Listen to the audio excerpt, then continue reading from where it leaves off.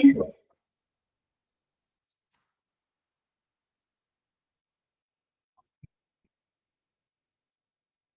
morning. Okay, Sarah, good morning. Good morning, Parnita Shabana. Okay, Shabana, good morning. Sarah, good morning. Narikana Chikamol.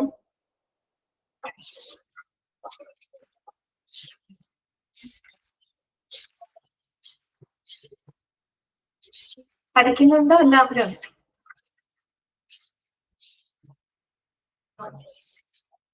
പഠിച്ചോണ്ടിരുന്നോളൂ കേട്ടോ. കിട്ടുന്ന സമയത്ത് പഠിക്കുക അല്ല, അങ്ങനെ പറയുന്നുള്ളൂ. തിരക്കും കാര്യങ്ങളൊക്കെ ഉണ്ടാവുമല്ലോ എല്ലാവർക്കും, ജോലിക്ക് പോകുന്നവരും പിന്നെ കുടുംബത്തെ കാര്യങ്ങളും കേട്ട് ബിസി ആയിട്ടുള്ള ആൾക്കാരാണ് എല്ലാവരും. ഓക്കെ, അതിന്റെ ഇടയിൽ സമയം കണ്ടെത്തണം കേട്ടോ. Okay okay Nanitha, good morning. സമയമാണ് എല്ലാവർക്കും ബുദ്ധിമുട്ട് അല്ലെ? സമയമില്ലാത്തത് ഒരു വലിയ പ്രശ്നമാണ് അല്ലെ? എങ്കിലും അതിന്റെ ഇടയിൽ കൂടെ നിങ്ങളുടെ ഈ ഒരു കോഴ്സിനൊക്കെ ജോയിൻ ചെയ്തിട്ട് എന്തായാലും നമുക്കത് നല്ല രീതിയിൽ കംപ്ലീറ്റ് ചെയ്യണം. ഓക്കെ, അപ്പൊ കിട്ടുന്ന എപ്പോഴെങ്കിലും സമയം കിട്ടുമ്പോൾ തിരിച്ചൊക്കെ വായിച്ചു പോവാം കേട്ടോ.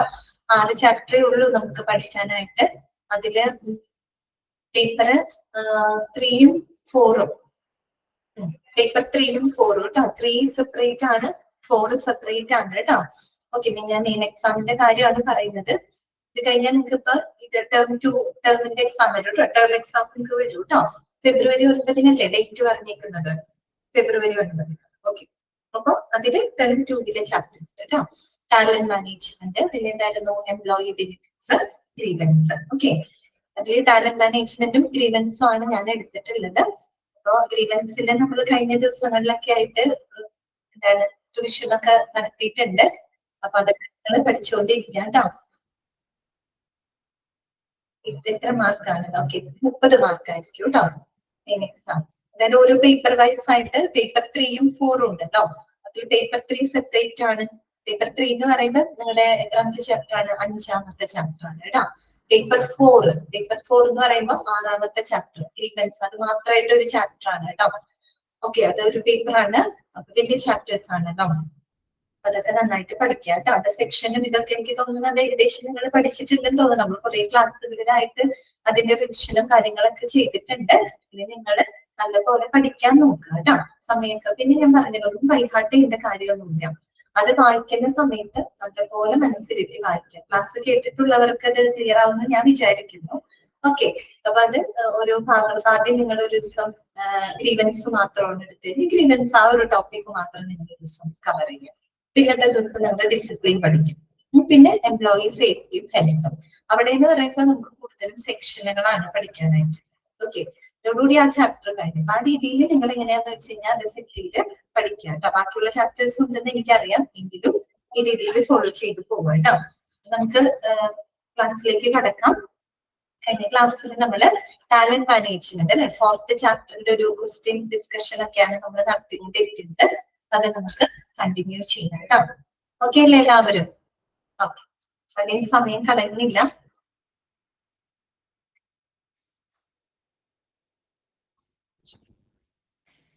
ടാലന്റ് മാനേജ്മെന്റ് എന്തൊക്കെയായിരുന്നു പഠിച്ചെന്നുള്ളതൊക്കെ കഴിഞ്ഞ ക്ലാസ്സിൽ പറഞ്ഞതാണ് കേട്ടോ. അല്ലെങ്കിൽ വീണ്ടും ഞാനത് റിപ്പീറ്റ് ചെയ്ത് നിങ്ങൾ ഓർമ്മിപ്പിക്കുന്നില്ല. ഓക്കെ, അപ്പൊ നോക്കുക, കുറച്ച് ക്വസ്റ്റ്യൻസുകളൊക്കെ ശ്രദ്ധിക്കുക. നിങ്ങൾ ക്വസ്റ്റ്യൻ കേൾക്കുമ്പോൾ കേൾക്കുക, കേട്ടിട്ട് നിങ്ങൾക്ക് ആൻസർ ചെയ്യാൻ ഓപ്ഷൻസ് കേൾക്കുമ്പോൾ നിങ്ങൾക്ക് ആൻസർ ചെയ്യാൻ പറ്റുന്നുണ്ടോ, അല്ലെങ്കിൽ നിങ്ങൾ എടുക്കുന്ന ആൻസർ കറക്റ്റ് ആണോ എന്നൊക്കെ ഉള്ളതൊന്ന് നോക്കുക. അതനുസരിച്ച് പഠിക്കും. ആദ്യത്തെ ക്വസ്റ്റ്യൻ ഇതാണ്. What is the first step in the talent management process model? What is the first step in the talent management process model? Option തരാം. Option A, attracting. B, selecting. C, planning. D, developing. ഇതാണ് answer.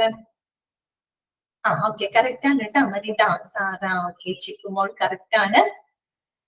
ശബന correct ആണ് കേട്ടോ. Planning ആണ്. അല്ലെങ്കിൽ ഏത് എടുത്തു കഴിഞ്ഞാലും first step എന്ത് തന്നെയാണ്? പ്ലാനിങ് ആണ്. പിന്നെ അടുത്തത് നോക്കി, ടാലന്റ് മാനേജ്മെന്റ് മോഡലും നമുക്ക് പഠിക്കാനുണ്ട്, ടാലന്റ് മാനേജ്മെന്റ് ലൈഫ് സൈക്കിളും പഠിക്കാനുണ്ട് കേട്ടോ. പക്ഷെ എല്ലാത്തിനും പറയുന്ന കൺസെപ്റ്റ് സെയിം തന്നെയാണ് കേട്ടോ.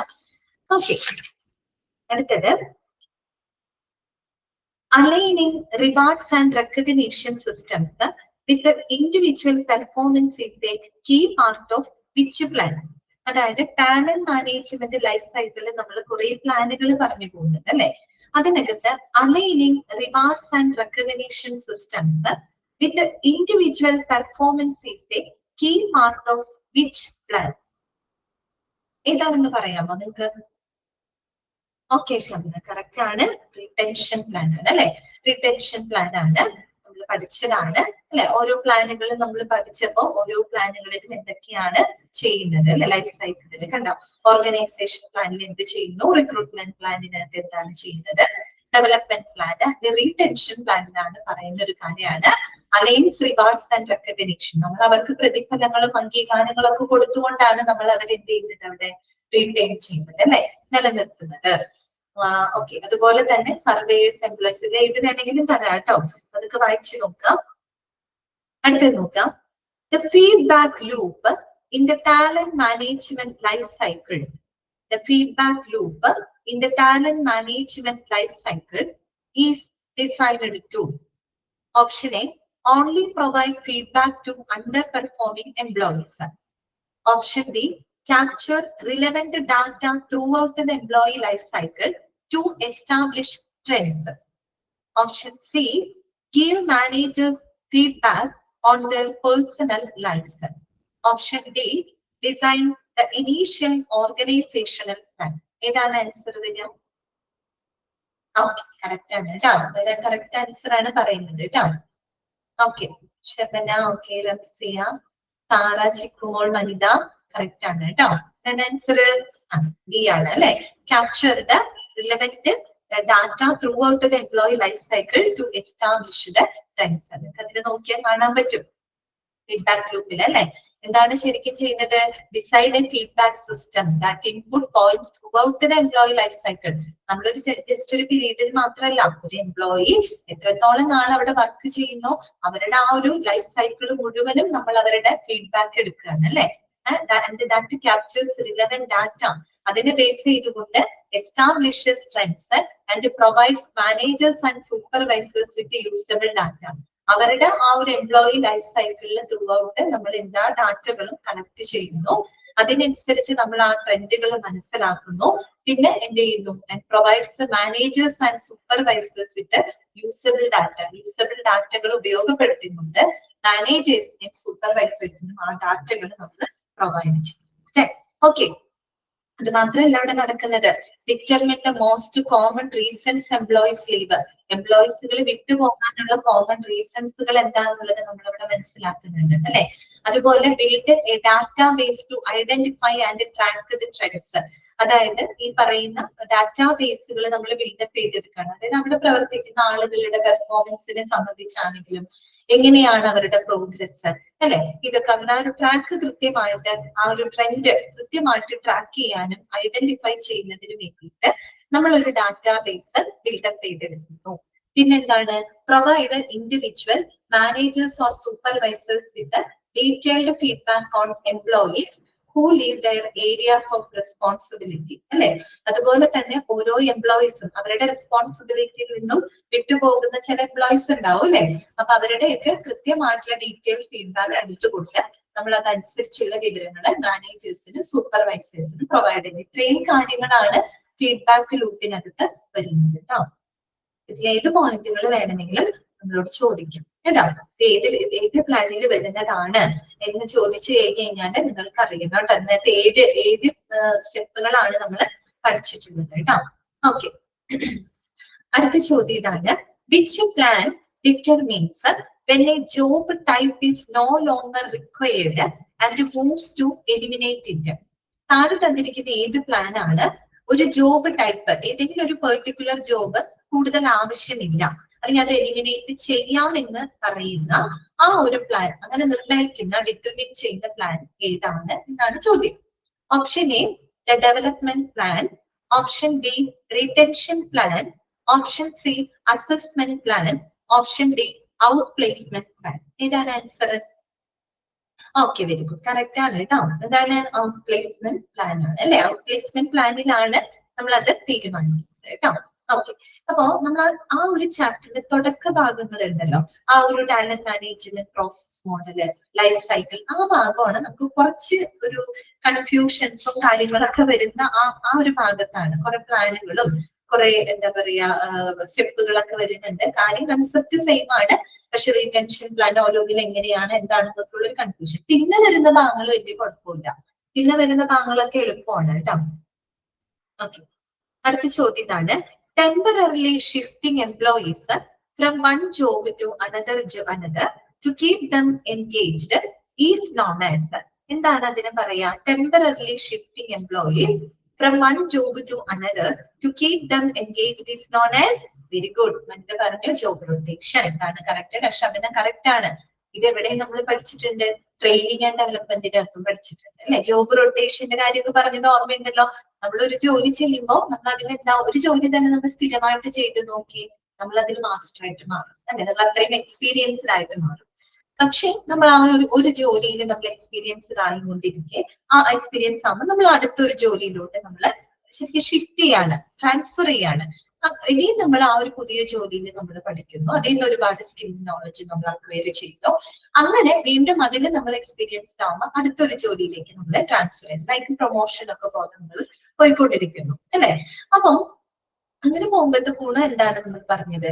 മറ്റുള്ള ജോലികളുടെ വാല്യൂ കൂടെ നമുക്ക് മനസ്സിലാക്കാൻ പറ്റും. നമ്മളൊരു സ്ഥിരമായിട്ട് ഒരു ജോലി ചെയ്യുന്നു, നമ്മൾ അതിൽ എക്സ്പീരിയൻസ്ഡ് ആവുമ്പോൾ നമുക്ക് ആ ജോലി ബുദ്ധിമുട്ടായിട്ട് നമുക്ക് തോന്നിയില്ല.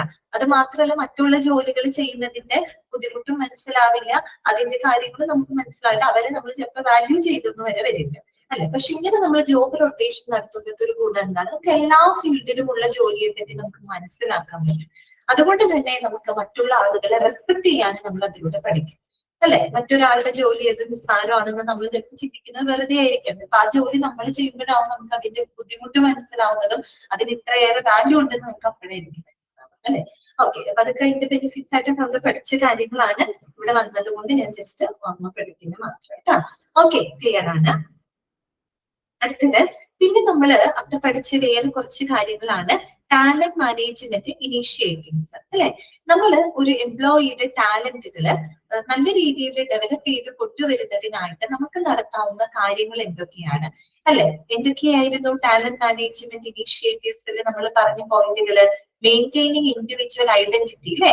ഇൻഡിവിജ്വൽ ഐഡന്റിറ്റി നിലനിർത്താം എന്ന് പറഞ്ഞാൽ നമ്മൾ ഓരോ ഇൻഡിവിജ്വലിനും അവരുടെ ഐഡന്റിറ്റിയോട് കൂടി നമ്മൾ അവരെ അംഗീകരിക്കാം. ഓരോ വ്യക്തിക്കും അവരുടേതായ ഒരു പേഴ്സണാലിറ്റി ഉണ്ട്, ഒരു ഐഡന്റിറ്റി ഉണ്ട്.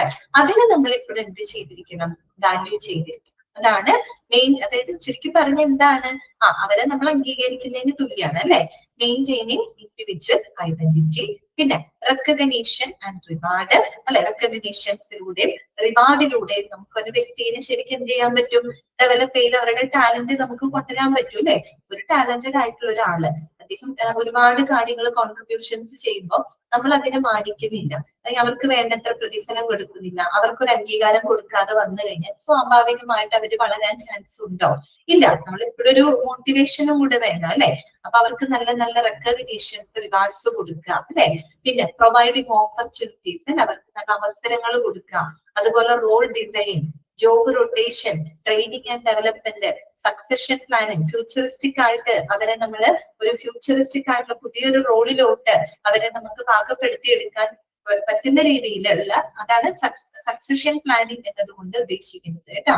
അതായത് ഭാവിയിൽ ഉണ്ടായേക്കാവുന്ന പുതിയൊരു റോളിലോട്ട് അവർക്ക് എന്താണ് ആ ഒരു റോള് കൈകാര്യം ചെയ്യുന്നതിന് വേണ്ടിയിട്ട് നമ്മൾ അവരെ പ്രാപ്തമാക്കി എടുക്കുക അല്ലെ? ഫ്യൂച്ചറിസ്റ്റിക് ആയിട്ട്. അതാണ് എന്ത്? Succession planning. പിന്നെ ഫ്ലെക്സിബിലിറ്റി, റിലേഷൻഷിപ്പ് മാനേജ്മെന്റ്, അതുപോലെ സെൽഫ് മോട്ടിവേഷൻ, ഇതൊക്കെയാണ് ടാലന്റ് മാനേജ്മെന്റ് ഇനീഷ്യേറ്റീവ്സ് ആയിട്ട് നമ്മൾ പഠിക്കുന്നത്. ഓക്കെ, ഇനി അപ്പൊ ഇത്രയും അതൊക്കെ നിങ്ങൾ നോട്ട് ചെയ്ത് വെക്കാം കേട്ടോ. റോൾ ഡിസൈൻ എന്താണ്, ജോബ് റൊട്ടേഷൻ എന്താണ്, ഓക്കെ, സക്സഷൻ പ്ലാനിങ് എന്താണ്. അടുത്ത ചോദ്യം ശ്രദ്ധിക്കാം. Internal promotions to identify and develop individuals for senior positions is a part of.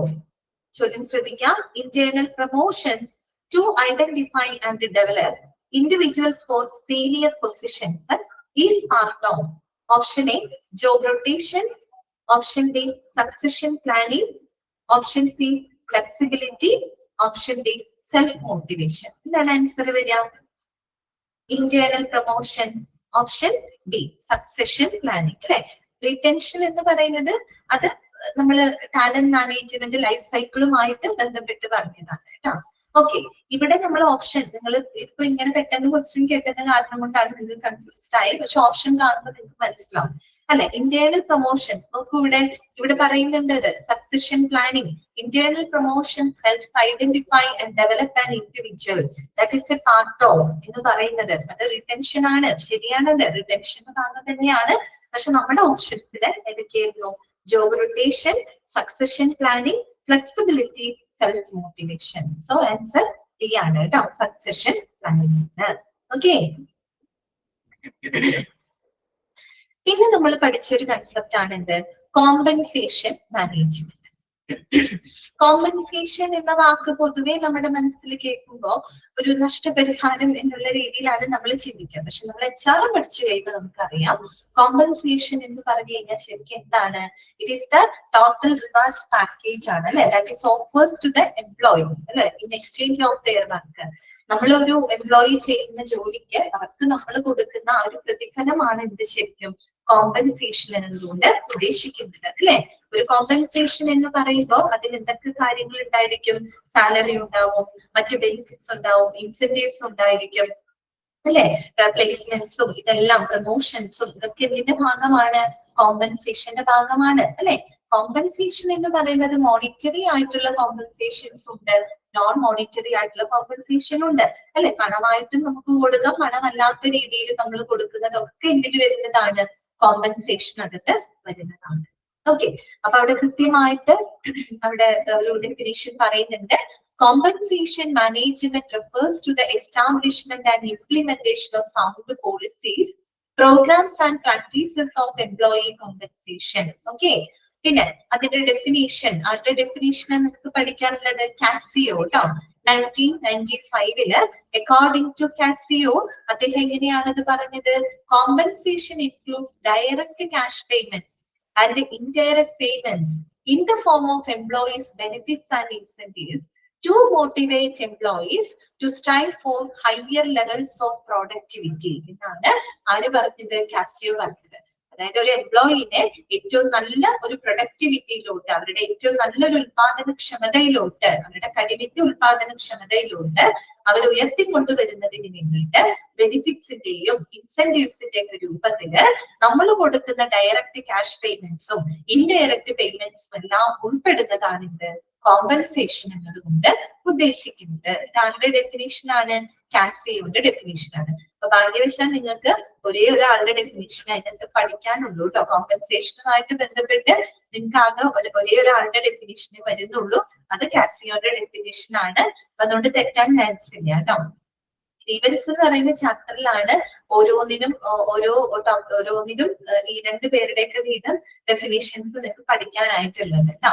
അതേസമയം കോമ്പൻസേഷൻ മാനേജ്മെന്റ് ആയിട്ട് ബന്ധപ്പെട്ട് വന്ന ഒരേ ഒരാളുടെ ഡെഫിനേഷൻ നമ്മൾ പഠിച്ചിട്ടുള്ളൂ, അത് കാസിയോന്റെ ആണ് കേട്ടോ. അപ്പൊ തെറ്റാൻ സാധ്യതയില്ല. പിന്നെ നമ്മൾ വീണ്ടും കൺസെപ്റ്റ് ഓഫ് കോമ്പൻസേഷൻ മാനേജ്മെന്റ് എന്താന്നുള്ളത് പറഞ്ഞു അല്ലെ. കോമ്പൻസേഷൻ മാനേജ്മെന്റ് അറിയപ്പെടുന്ന മറ്റൊരു പേരെന്താണെന്ന് നോക്കിയേ, also known as wage and salary administration എന്നാണ് അറിയപ്പെടുന്നത്. വേജ് ആൻഡ് സാലറി അഡ്മിനിസ്ട്രേഷൻ എന്നാണ് കോമ്പൻസേഷൻ മാനേജ്മെന്റ് അറിയപ്പെടുന്ന മറ്റൊരു പേര്.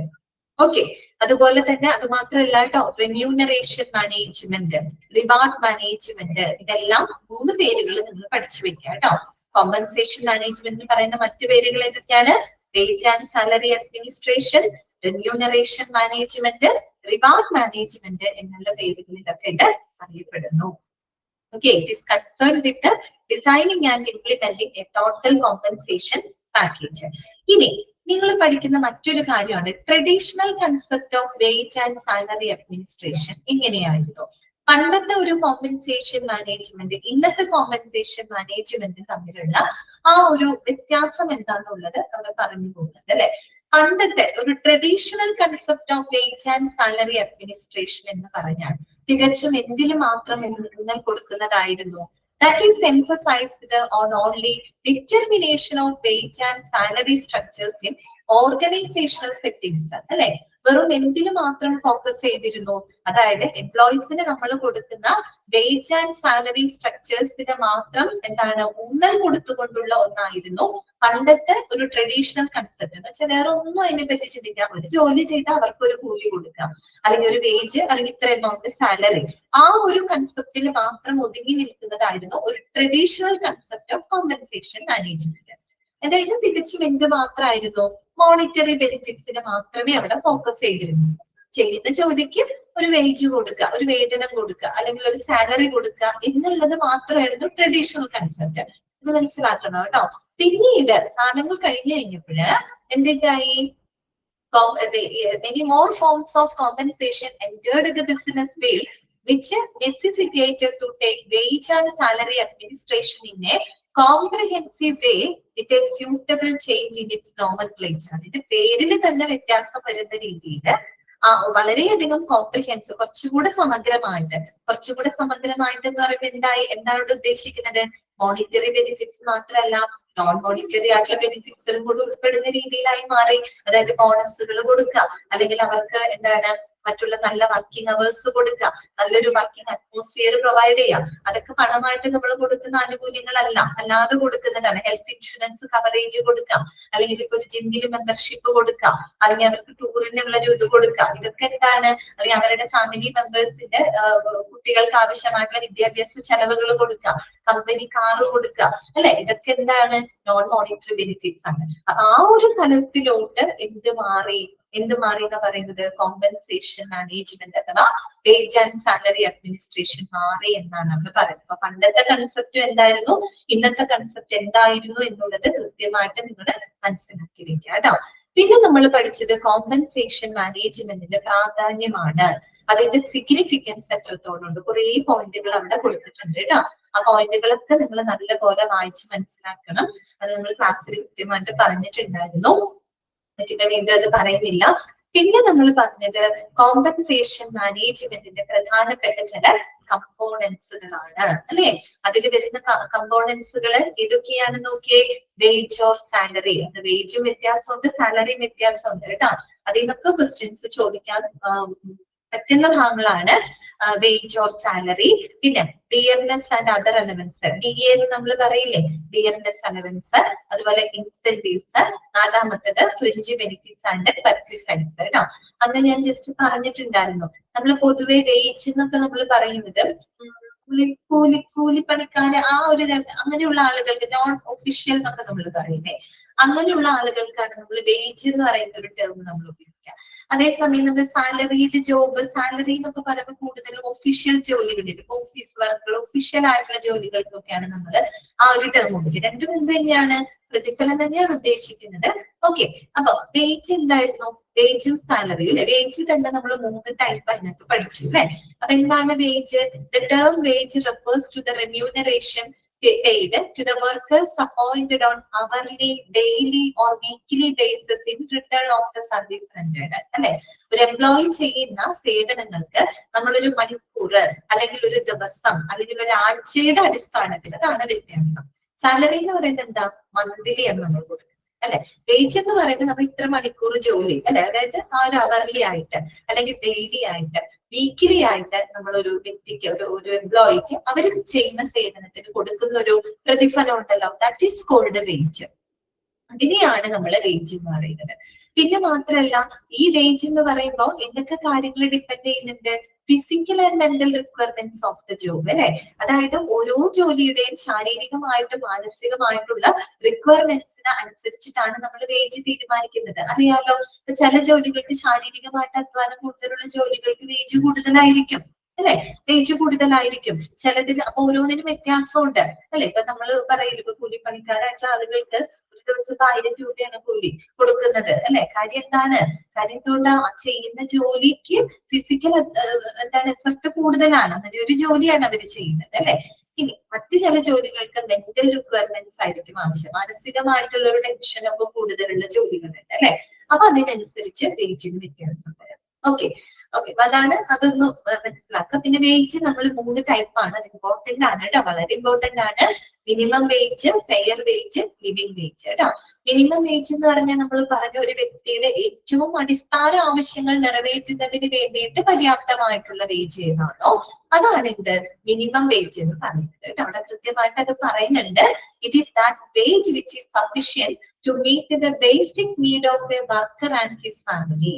The minimum wage has to be paid to the worker irrespective of the capacity of the industry to pay. ഇതൊക്കെ ഓരോ കൺസെപ്റ്റുകളാണ് കേട്ടോ. ഇതൊക്കെ കൺസെപ്റ്റുകളാണ്. ഇതൊക്കെ മനസ്സിലാക്കിക്കൊണ്ട് വേണം നിങ്ങൾ ആ കാര്യം പഠിക്കാനായിട്ട് കേട്ടോ. വെറുതെ വായിച്ചു പോവലല്ല, ഓരോന്നും മനസ്സിലാക്കി പഠിക്കണം. അപ്പൊ എന്താണ് പറയുന്നത്? ഒരു ഇൻഡസ്ട്രിയിലെ കപ്പാസിറ്റി നോക്കിയിട്ടല്ല, ഒരു ഇൻഡസ്ട്രിക്ക് എത്ര കൊടുക്കാനുണ്ടെങ്കിലും ഇല്ലെങ്കിലും മിനിമം വേജ് എന്ന് പറഞ്ഞു കഴിഞ്ഞാൽ അത് നിർബന്ധമായിട്ടും എംപ്ലോയീസിന് കൊടുത്തിരിക്കണം. മിനിമം വേജസ് ആക്ട് ഒക്കെ നമ്മൾ കേട്ടിട്ടുണ്ടാവും നിങ്ങൾ. മിനിമം വേജസ് ആക്ട് ഒക്കെ ഉണ്ട്. മിനിമം വേതനം ഇത്ര കൊടുത്തിരിക്കണം എന്നതിന് തന്നെ കൃത്യമായിട്ട് നിയമം വരെ നിലവിലുണ്ട്. ഓക്കെ, അപ്പൊ അവിടെ ഒരു ഓർഗനൈസേഷനെ സംബന്ധിച്ച് അല്ലെങ്കിൽ ഒരു ഇൻഡസ്ട്രീനെ സംബന്ധിച്ച് അവർക്ക് എത്രത്തോളം കപ്പാസിറ്റി ഉണ്ട് ഇല്ല എന്നുള്ളത് അവിടെ വിഷയമല്ല. അവിടെ മിനിമം വേജ് കൊടുക്കണം എന്നുള്ളത് നിർബന്ധമായിട്ടുള്ളൊരു കാര്യമാണ്. ഓക്കെ, അപ്പൊ അത് കമ്മിറ്റി ഓൺ ഫെയർ വേജ് അതിന് കൃത്യമായിട്ടുള്ള ഒരു ഡെഫിനീഷൻ തന്നെ മുന്നോട്ട് വെച്ചിട്ടുണ്ട്. അത് പഠിക്കാം. മിനിമം വേജ് എന്ന് പറഞ്ഞാൽ എന്താണ്? The wage must provide not only for the bare sustenance of life but for the preservation of the efficiency of the workers. അവിടെ നമ്മളൊരു അവരുടെ ജീവിതം മുന്നോട്ട് കൊണ്ടുപോകുന്നതിന് അടിസ്ഥാന ആവശ്യങ്ങൾ നിറവേറ്റുന്നതിന് വേണ്ടി മാത്രം കൊടുക്കുന്ന ഒരു വേജ് അല്ല, പകരം ആ ഒരു ജോലി ചെയ്യുന്ന വർക്കേഴ്സിന്റെ എഫിഷ്യൻസി സംരക്ഷിക്കുന്നതിന് കൂടെ വേണ്ടിയിട്ടുള്ള ഒരു വേജാണ് മിനിമം വേജ് എന്ന് പറയുന്നത് കേട്ടോ. ഓക്കെ, പിന്നെ minimum wage must provide some measures of education, medical requirement and activities കേട്ടോ. അതോടൊപ്പം മിനിമം വേതനം എന്ന് പറയുമ്പോൾ അത്യാവശ്യം വേണ്ട വിദ്യാഭ്യാസം, മെഡിക്കൽ ആവശ്യങ്ങള്, മറ്റുള്ള ഫെസിലിറ്റികളൊക്കെ എന്ത് ചെയ്തിരിക്കണം? കവർ ചെയ്യണം. അങ്ങനെയുള്ള രീതിയിലായിരിക്കണം എന്ത് കൊടുക്കേണ്ടത്? മിനിമം വേജ് കൊടുക്കേണ്ടത്. ഓക്കെ, ഇനി ഫെയർ വേജ് എന്ന് പറഞ്ഞാൽ എന്താണ് ഉദ്ദേശിക്കുന്നത്? മിനിമം വേജിന് മുകളിലും ബട്ട് ലിവിംഗ്, നമ്മൾ പറഞ്ഞു പഠിച്ച ലിവിംഗ് വേജിന് താഴെയും ഇൻ ബിറ്റ്വീൻ ആയിട്ട് വരുന്ന വേജ് ആണ് ഫെയർ വേജ് അല്ലെ. The fair wage is the wage which is above the minimum wage but below the living wage. Okay, അപ്പൊ അതെന്ന് പറഞ്ഞു കഴിഞ്ഞാല് എന്തിനിടയിൽ വരും? മിനിമം വേജിന് മിനിമം വേജ് ആയിരിക്കും അല്ലെ. മിനിമം വേജിനും അതുപോലെ തന്നെ കപ്പാസിറ്റി, ഇൻഡസ്ട്രിയുടെ കപ്പാസിറ്റി എത്രത്തോളം ഉണ്ട് അതിനനുസരിച്ചിട്ടാണ് നമ്മൾ ഫെയർ വേജ് തീരുമാനിക്കുന്നത്. മിനിമം വേജിൽ നമ്മൾ ആ ഒരു ഓർഗനൈസേഷന്റെ കപ്പാസിറ്റി പരിഗണിക്കുന്നുണ്ടോ? ഇല്ല. പക്ഷെ ഫെയർ വേജ് വരുമ്പോൾ നമ്മളത് പരിഗണിക്കുന്നു. മിനിമം വേജിനും പിന്നെ ആ ഇൻഡസ്ട്രി അല്ലെങ്കിൽ ആ ഒരു പെർട്ടിക്കുലർ ഓർഗനൈസേഷന് എത്രത്തോളം വേജ് കൊടുക്കാൻ കപ്പാസിറ്റി ഉണ്ട് ഇതിനനുസരിച്ചിട്ടാണ് ഫെയർ വേജ് നമ്മൾ തീരുമാനിക്കുന്നത് കേട്ടോ. ഓക്കെ, ഫെയർ വേജ് ഡിപ്പെൻഡ് ചെയ്യുന്ന കാര്യങ്ങൾ എന്തൊക്കെയാണ്? പ്രൊഡക്ടിവിറ്റിനെ ഡിപ്പെൻഡ് ചെയ്യുന്നുണ്ട്, പ്രിവെയിലിംഗ് റേറ്റ് അതുപോലെ നമ്മുടെ പ്രദേശത്തും അടുത്തുള്ള പ്രദേശങ്ങളിലൊക്കെയുള്ള നിലവിലുള്ള നിരക്ക് എങ്ങനെയാണ്, ഇതൊക്കെ നോക്കിയിട്ടാണ് നമ്മൾ കൊടുക്കുക. The level of national income, അതുപോലെ നമ്മുടെ ദേശീയ വരുമാനം, അതുപോലെ തന്നെ നമ്മുടെ നമ്മുടെ രാജ്യത്തിന്റെ സമ്പദ് വ്യവസ്ഥയില് നമ്മുടെ രാജ്യത്തിന്റെ സ്ഥാനം അല്ലെ, അതിനെയൊക്കെ ബേസ് ചെയ്തിട്ടാണ് നമ്മൾ ഫെയർ വേജ് എപ്പോഴും തീരുമാനിക്കുന്നത്.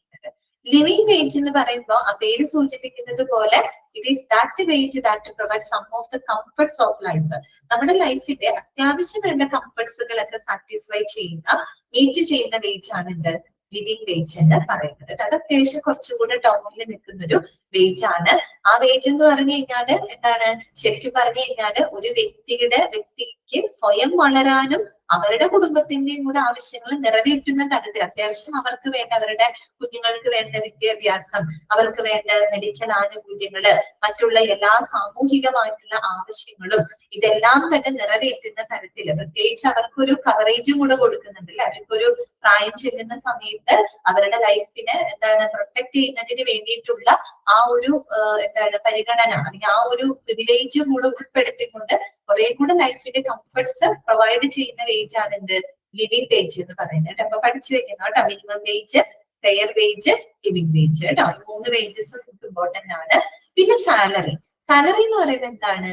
The term salary refers to remuneration paid to employees appointed on monthly or annual basis അല്ലെ. ഒന്നെങ്കിൽ മാസത്തിൽ അല്ലെങ്കിൽ വർഷത്തിലേക്കായിട്ട് കൊടുക്കുന്നതാണ് സാലറി എന്ന് പറയുന്നത്. അതിൽ വൺ ഓഫ് ദി ഇമ്പോർട്ടന്റ് ആണ് ടേക്ക് ഹോം സാലറി. എന്താണ് ടേക്ക് ഹോം സാലറി എന്ന് പറഞ്ഞാല്? Take home salary means the net amount of salary received by an employee after making all the deductions towards the payment of income tax, LIC, premium and contribution to PF, etc. ഒരാൾ ജോലി ചെയ്യുമ്പോൾ അയാൾക്ക് കിട്ടുന്നത് അയാൾക്ക് കിട്ടിക്കൊണ്ടാവാൻ പറ്റുന്ന amount ആണ് take home salary. ആ സാലറിയിൽ ചിലപ്പോൾ അയാൾക്ക് PF പിടിക്കുന്നുണ്ടാവും, ഇൻഷുറൻസിലേക്ക് പിടിക്കുന്നുണ്ടാവും, LIC എടുത്തിട്ടുണ്ടെങ്കിൽ അതിന്റെ പ്രീമിയത്തിലേക്കൊക്കെ പോയി ബാക്കി അയാൾക്ക് ലഭിക്കുന്ന അയാളുടെ സ്വന്തം ആവശ്യങ്ങൾക്കായിട്ട് ഉപയോഗിക്കാൻ അയാളുടെ കയ്യിൽ കിട്ടുന്ന ഒരു വരുമാനം ഉണ്ടല്ലോ, that is called a take home salary ട്ടോ.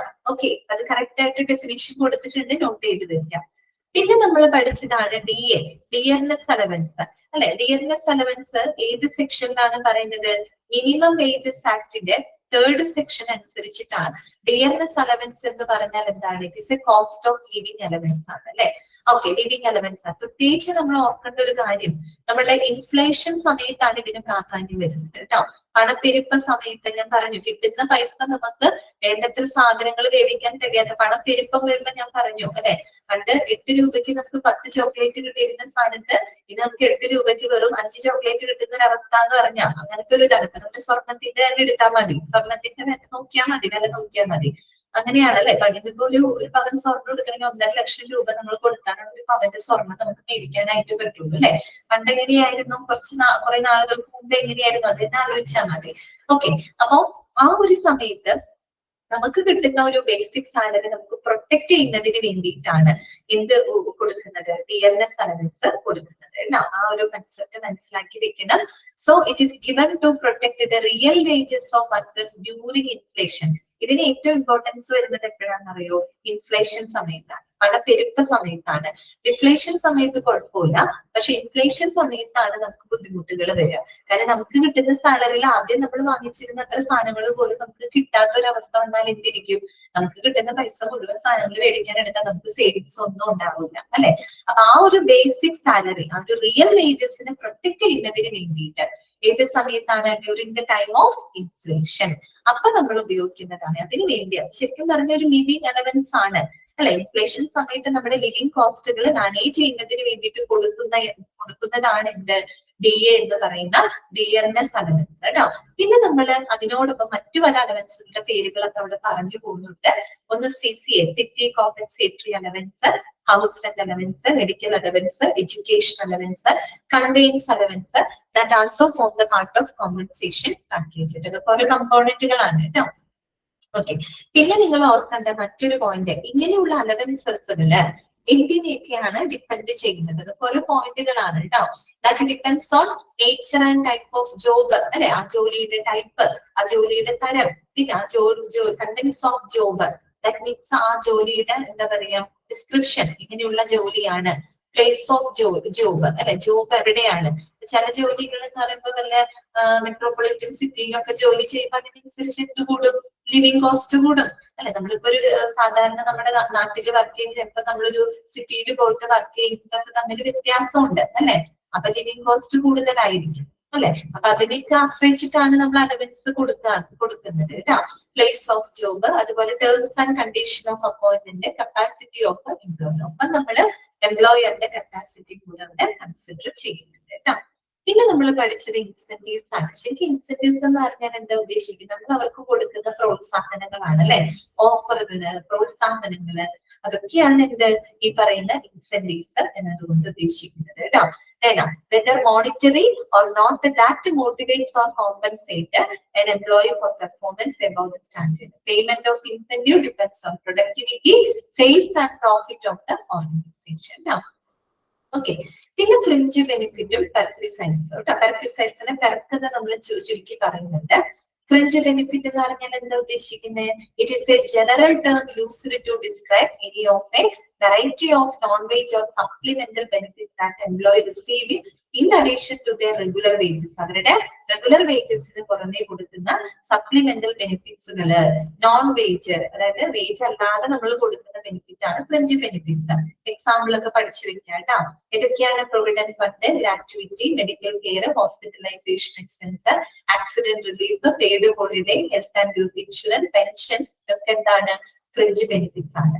അതുപോലെ തന്നെ ഒന്നാണ് പെർക്വിസൈറ്റ്സ്. പക്ഷെ പെർക്വിസൈറ്റ്സിൽ നമ്മുടെ ഒരു വ്യത്യാസം എടുത്തു പറയണ എന്താന്ന് വെച്ച് കഴിഞ്ഞാല് നോക്കാം, പ്രത്യേകം നിങ്ങളുടെ ടെക്സ്റ്റിൽ പറയുന്നത് പെർക്വിസൈഡ്സ് ആൾസോ കോൾഡ് പെർക്ക് പെർക്സ് എന്നറിയപ്പെടുന്നു. These are the special benefits made available only to the top executive of an organization. അങ്ങനെ എടുത്തു ചോദിച്ചു കഴിഞ്ഞാല് കൺഫ്യൂസ്ഡ് ആവരുത്. ഇതിന് ഉത്തരം പെർക്വിസൈഡ്സ് ആണ് കേട്ടോ. ഫ്രിഡ്ജ് ബെനിഫിറ്റ്സും പെർക്വിസൈഡ്സും സെയിം തന്നെയാണ്. പക്ഷെ പെർക്വിസൈഡ്സ് എന്ന് പറയുമ്പോൾ കൂടുതൽ ആർക്ക് കൊടുക്കുന്നതാണ്? ടോപ്പ് എക്സിക്യൂട്ടീവ്സ് ഓഫ് എൻ ഓർഗനൈസേഷന് കൊടുക്കുന്നതാണ് കേട്ടോ.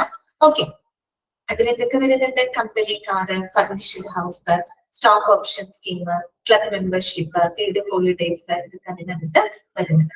പിന്നെ നമ്മൾ പഠിച്ചത് കോമ്പൻസേഷൻ ഇൻഫ്ലുവൻസ് ചെയ്യുന്ന ഫാക്ടേഴ്സുകളാണ്. നമ്മൾ രണ്ട് കാറ്റഗറി ആയിട്ട് തിരിച്ചിട്ടാ പഠിച്ചത് അല്ലെ. എക്സ്റ്റേണൽ ഫാക്ടേഴ്സും ഉണ്ട്, ഇന്റേണൽ ഫാക്ടേഴ്സും ഉണ്ട്. എക്സ്റ്റേണൽ ഫാക്ടേഴ്സിൽ എന്തൊക്കെയാ പറഞ്ഞത് നമ്മള്? Labour market, living cost, labour union, അതുപോലെ തന്നെ യൂണിയൻ തന്നെ union, labour laws, society, economy. അത് ഇത്രയും കാര്യങ്ങൾ എക്സ്റ്റേണൽ ഫാക്ടേഴ്സ് ആണ് കേട്ടോ. എല്ലാം എക്സ്റ്റേണൽ ഫാക്ടേഴ്സ് അല്ലേ, പുറത്തുനിന്നുള്ള ഒരു കാര്യമല്ല. എന്നാലോചിച്ച് ലേബർ മാർക്കറ്റ് പുറത്തുനിന്നുള്ള കാര്യമാണ്. ലിവിംഗ് കോസ്റ്റ് നമുക്ക് പുറത്തുനിന്നാണ് അല്ലെ, നമ്മൾ ജീവിക്കുന്ന സമൂഹത്തിൽ നമുക്ക് പുറത്തുനിന്നുള്ള കാര്യമാണ് അല്ലെ. ലിവിംഗ് കോസ്റ്റ് എന്ന് പറയുമ്പോൾ നമുക്ക് ജീവിക്കാനുള്ള ഒരു ചെലവ് എന്ന് പറയുമ്പോൾ പുറത്തുനിന്നുള്ള സാധനങ്ങളും മറ്റുമൊക്കെ വാങ്ങുന്നത്. ലേബർ യൂണിയനുകള് അല്ലെ, അതുപോലെ ലേബർ ലോകള്, പിന്നെ സൊസൈറ്റി, നമ്മുടെ സമൂഹം, നമ്മുടെ എക്കണോമി ഓഫ് ദ കൺട്രി, ഇതൊക്കെ എന്താണ്? എക്സ്റ്റേണൽ ഫാക്ടേഴ്സ് ആണ്. അതേസമയം ഇന്റേണൽ ഫാക്ടേഴ്സിൽ വരുന്ന കാര്യങ്ങൾ എന്തൊക്കെയാണ്? Business strategy. ദാറ്റ് മീൻസ് നമ്മൾ വർക്ക് ചെയ്യുന്ന ആ സ്ഥാപനത്തിന്റെ അകത്തുള്ള അവിടുത്തെ ബിസിനസ് സ്ട്രാറ്റജി. പെർഫോമൻസ് അപ്രൈസൽ അല്ലെ, പെർഫോമൻസ് അപ്രൈസൽ ഒക്കെ നമ്മൾ പഠിച്ചതാണ് അല്ലെ. ഇവാലുവേഷൻ അല്ലെ, ഇവാലുവേഷൻ ആണ് അല്ലെ, എംപ്ലോയിയുടെ പെർഫോമൻസിന് ഇവാലുവേറ്റ് ചെയ്യുന്ന ഒരു പ്രോസസ് ആണ് അല്ലെ അപ്രൈസൽ. അപ്പൊ അത് ഇന്റേണൽ ആണ്. അതൊരു വ്യക്തിയുടെ കഴിവ്, ആ ഒരു വ്യക്തിയുടെ ടാലന്റിനനുസരിച്ചിട്ടാണ് നമുക്ക് അവിടെ റിവാർഡ് കിട്ടുന്നത്. നമ്മൾ എത്രത്തോളം ടാലന്റഡ് ആണോ, നമ്മൾ എത്രത്തോളം സ്കിൽഡ് ആണോ, നമ്മൾ എത്രത്തോളം കോൺട്രിബ്യൂട്ട് ചെയ്യുന്നു, അതിനനുസരിച്ച് നമുക്ക് എന്ത് കിട്ടും? കോമ്പൻസേഷൻ കിട്ടും. പ്രത്യേകിച്ച് പ്രൈവറ്റ് ഫേംസിലൊക്കെ അങ്ങനെയാണ് അല്ലെ. ഓക്കെ, അതുപോലെ എംപ്ലോയിയും ഒരു പ്രധാനപ്പെട്ടതല്ലേ, എംപ്ലോയിയുടെ അല്ലെ, എംപ്ലോയിയുടെ റെമ്യൂണറേഷൻ, ഇങ്ങനെയുള്ള കാര്യങ്ങളൊക്കെ ഇന്റേണൽ ഫാക്ടേഴ്സ് ആണ്. അത് മൂന്നെണ്ണേ പഠിക്കാനുള്ളൂ. ഓക്കെ, അപ്പൊ ഏകദേശം അത്രയേ ഉള്ളൂ. അതുമായിട്ട് ബന്ധപ്പെട്ട ക്വസ്റ്റ്യൻസുകളൊക്കെ ഒന്ന് കേൾക്കുക, നിങ്ങൾക്ക് ആൻസർ ചെയ്യാൻ പറ്റുന്നുണ്ടോ കേട്ടോ.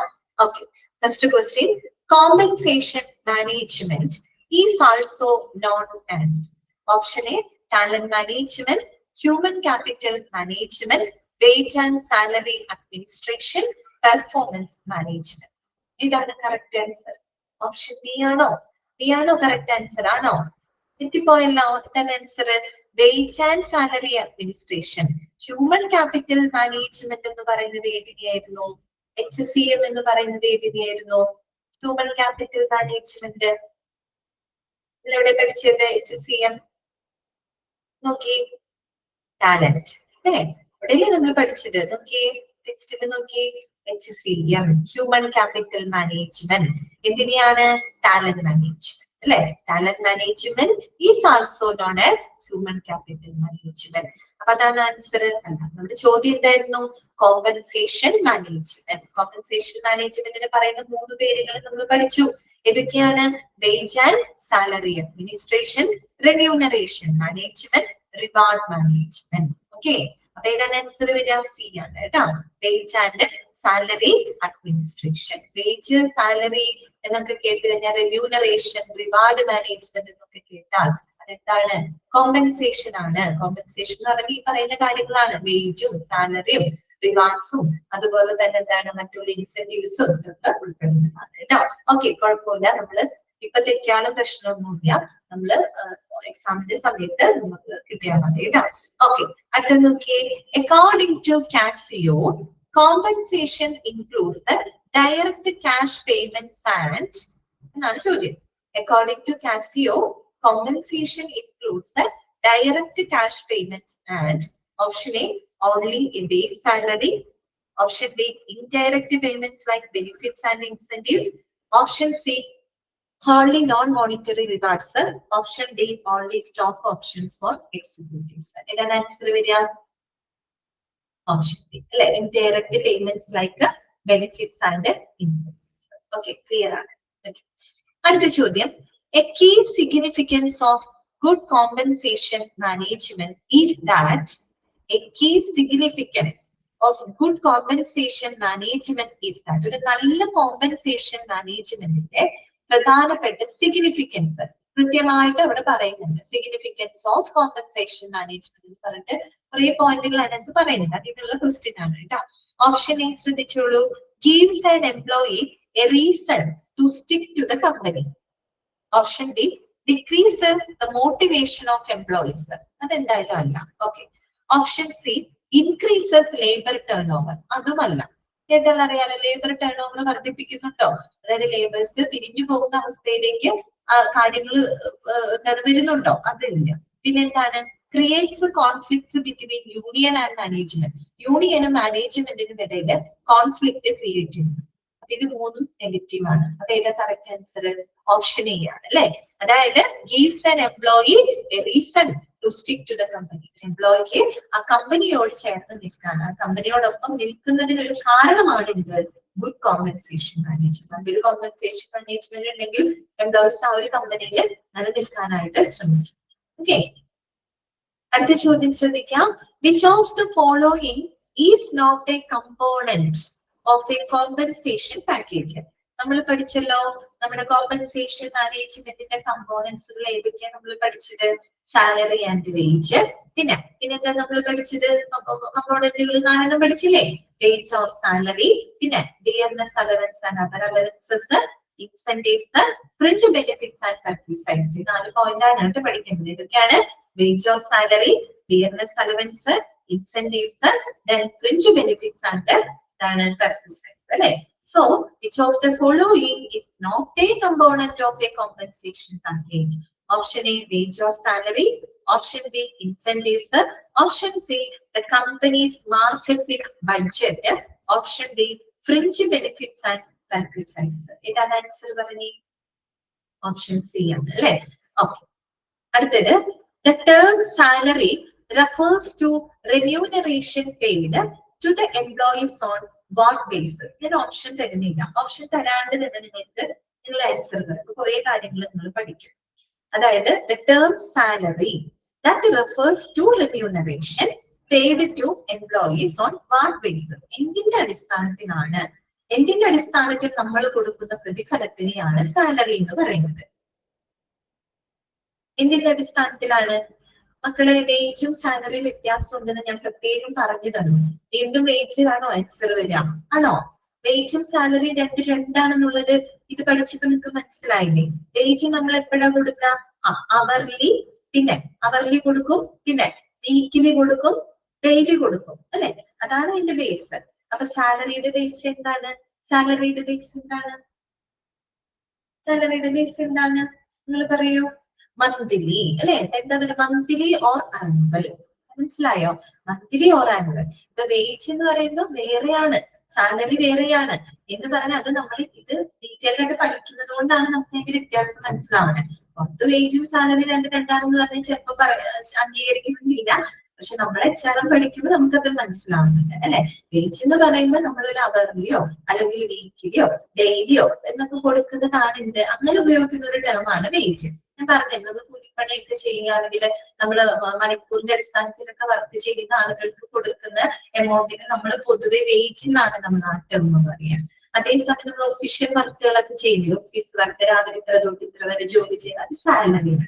ഓക്കെ, അപ്പൊ സാലറി എന്ന് പറയുമ്പോൾ മന്ത്ലി ഓർ ആനുവൽ. ആ ആൻസർ ആണ് കിട്ടേണ്ടത് കേട്ടോ. ഓക്കെ, കറക്റ്റ് ആണ്. അടുത്ത ചോദ്യം ശ്രദ്ധിക്കാം. The wage that is above the minimum wage but below the living wage. ചോദ്യം കേൾക്കുമ്പോൾ തന്നെ നിങ്ങളുടെ മനസ്സിലേക്ക് പഠിച്ച കാര്യങ്ങൾ ഓർമ്മ വരണം. വേജ് ഉണ്ട്, അത് 3 ടൈപ്പ് നമ്മൾ പഠിച്ചിട്ടുണ്ട്.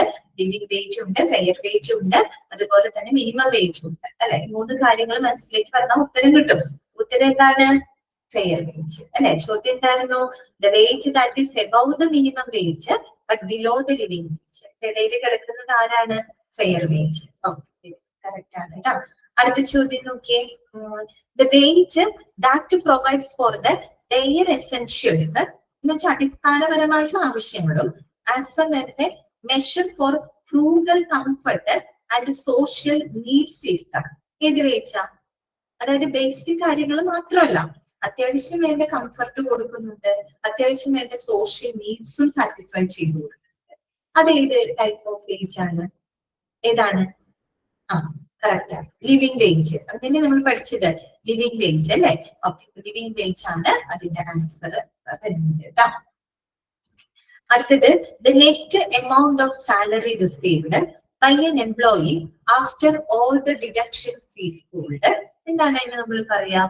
നമ്മുടെ എല്ലാ ഡിഡക്ഷൻസും, അതായത് പി എഫും ഇൻഷുറൻസും LIC പ്രീമിയം ഇങ്ങനെയുള്ള എല്ലാ ഡിഡക്ഷൻസ് ഒക്കെ കഴിഞ്ഞ് നമുക്ക് നമ്മുടെ കയ്യിൽ കിട്ടുന്ന ആ നെറ്റ് എമൗണ്ടിന് നമ്മളൊരു പേര് പറഞ്ഞല്ലോ, എന്തായിരുന്നു? ഓക്കെ കറക്റ്റ് ആണ് കേട്ടോ, take home salary. Okay, take home salary. Okay, clear ആണല്ലോ?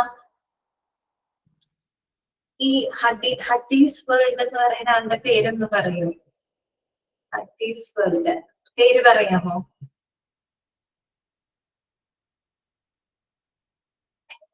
എനിക്ക് അങ്ങനെ പറയാൻ ബുദ്ധിമുട്ടുള്ളത് കൊണ്ടാണ് പേര് ചോദിക്കുന്നത് കേട്ടോ. ഓക്കെ, കറക്റ്റ് ആൻസർ ആയിരുന്നു സഫീറ. ഓക്കെ ഓക്കെ, സഫീറ അല്ലെ? ഓക്കെ, ഇപ്പൊ സഫീറ എന്ന് പറയല്ലേ എളുപ്പം, അതുകൊണ്ടാണ് കേട്ടോ. ഓക്കെ, അപ്പൊ സഫീറ കറക്റ്റ് ആണ് കേട്ടോ. അപ്പൊ നോക്കുക, നെക്സ്റ്റ് നോക്കിയേ.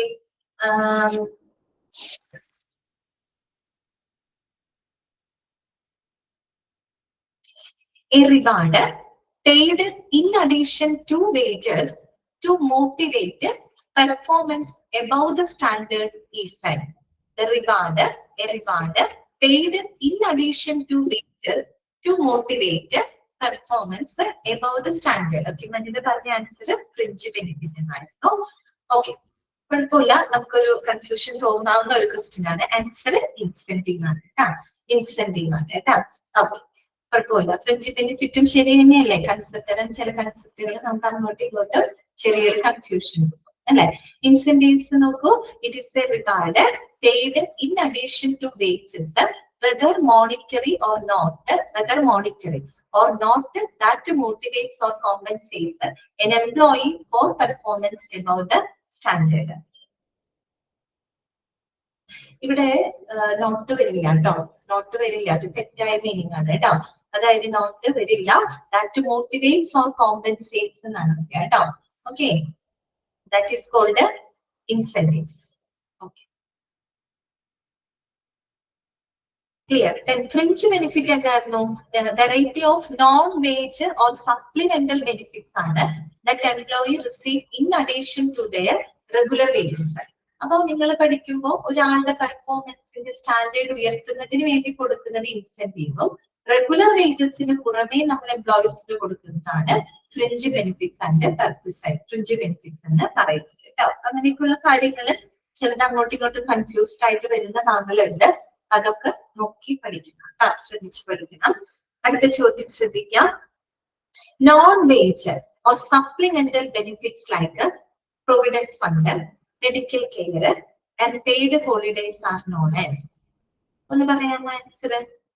അതിന്റെ ആൻസർ ആണ് എന്ത്? വനിത പറഞ്ഞ ഫ്രിഞ്ച് ബെനിഫിറ്റ്സ് കേട്ടോ. ഫ്രിഞ്ച് ബെനിഫിറ്റ്സ് ഓക്കെ കറക്റ്റ് ആണ് കേട്ടോ. വനിത കറക്റ്റ് ആണ്. ഓക്കെ, ഇത്രയേ ഉള്ളൂ. അപ്പൊ ഇനി നമുക്ക് നെക്സ്റ്റ് ക്ലാസ്സിൽ വീണ്ടും നമുക്കിത് കണ്ടിന്യൂ ചെയ്യാം കേട്ടോ. കുറച്ചുകൂടെ ക്വസ്റ്റ്യൻസും കാര്യങ്ങളും പിന്നെ അത് കഴിഞ്ഞിട്ട് റാൻഡം ആയിട്ട് കുറച്ചൊന്ന് മനസ്സിലാക്കാം. നമ്മള് 2 ചാപ്റ്റേഴ്സുകളാണ് ടേം എക്സാമിന് വരുന്നത്. ഞാൻ എടുത്തത് ടാലന്റും ഫ്രീലൻസും ആണ്. ഇത് നമ്മളിപ്പോ ചാപ്റ്റർ വൈസ് ആയിട്ടാണ് നോക്കുന്നത്. അത് കഴിഞ്ഞിട്ട് നമുക്ക് റാൻഡം ആയിട്ട് നോക്കാം. അപ്പൊ നിങ്ങൾ എന്ത് ചെയ്യണം? അതിന്റെ കൂടെ തന്നെ കിട്ടുന്ന സമയം പഠിച്ചു പോയിക്കൊണ്ടിരിക്കുക കേട്ടോ.